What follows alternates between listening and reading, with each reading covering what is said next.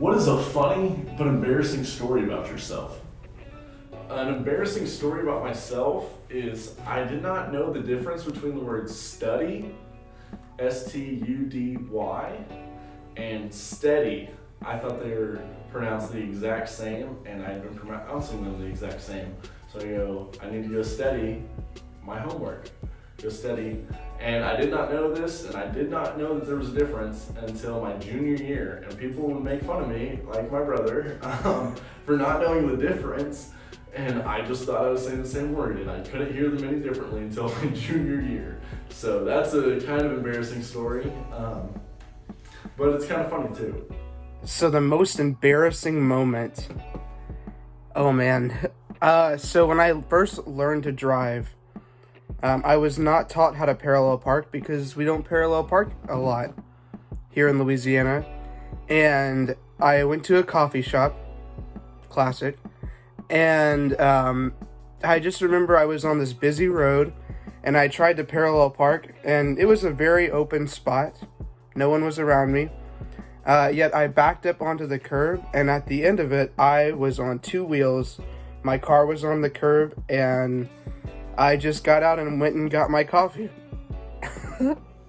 On Valentine's Day this past year, me and Nathan were going out to eat, but our reservation was ended up being at 9 o'clock.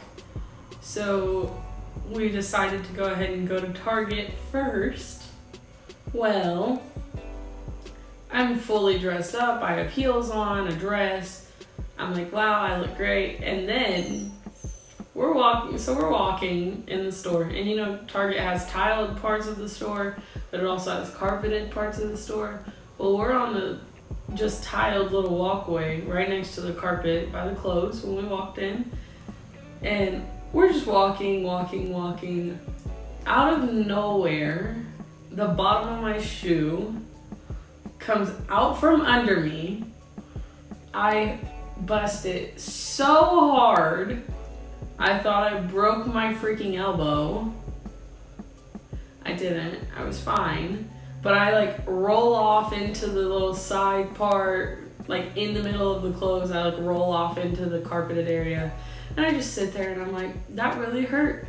Nathan, being the person he is giggling, just laughing, thinks it's hilarious. I'm sitting here I really just did that. So as consolation, I bought a new pair of shoes. An embarrassing story about myself.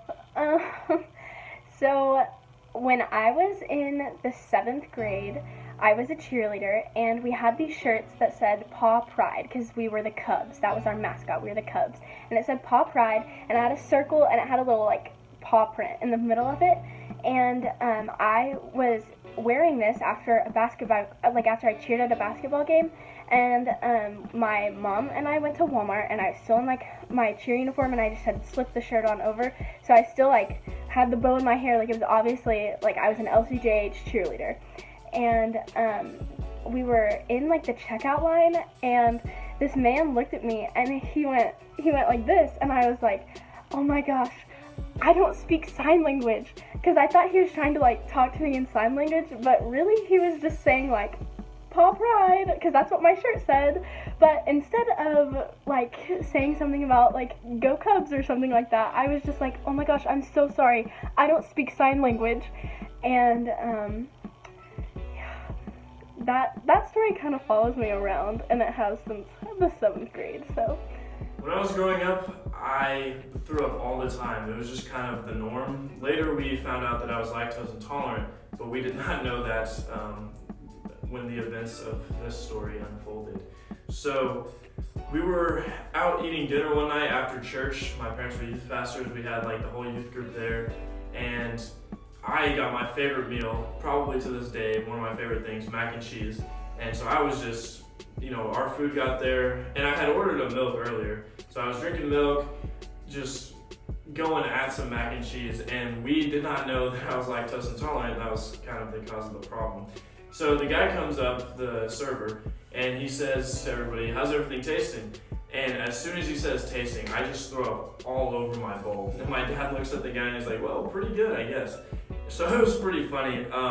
So he took the mac and cheese, got rid of it. He was like super cool about it, and so I went and finished throwing up. Maybe, I don't know. Got all cleaned up, but that's a pretty funny but kind of embarrassing story about myself. If you could go to lunch with two fictional characters, who would it be and why? Two fictional characters.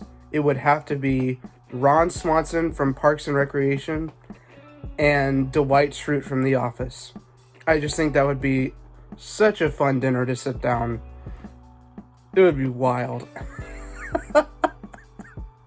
If I could go to lunch with two fictional characters, I would say Harry Potter, because I've been watching I've watched the movies before, but I've been rereading the books, and they're super good, and I just think that being able to do magic tricks and stuff would be really cool.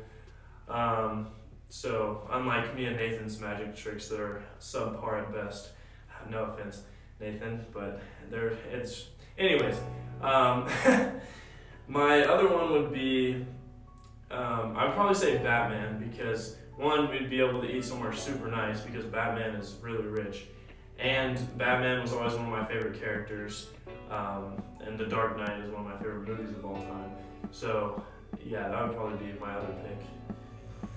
If I could go to lunch with two fictional characters, I would go with Troy from Community and the show Community, not the church. And I would go with 4 from the book series Divergent. Troy is just the funniest character on Community, so that's great. And he's played by Childish Gambino, so like, why not? And then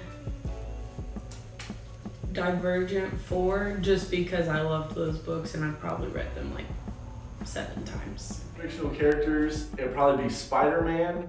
Spider-Man's awesome, one of my favorite superheroes.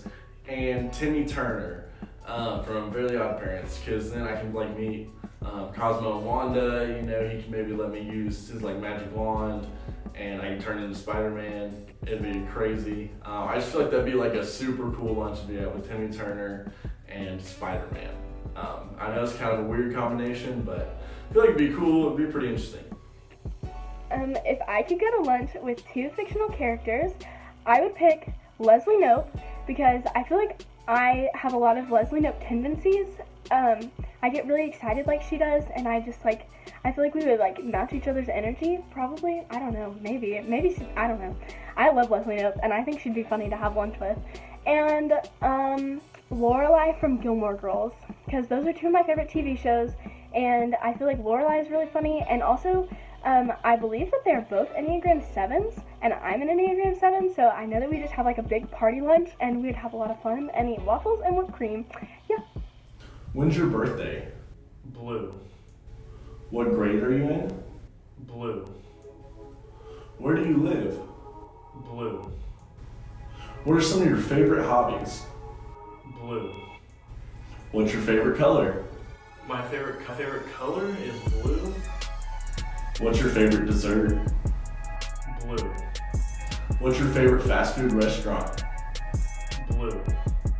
What's your favorite sit-down restaurant? Blue. Who was your childhood hero? Blue.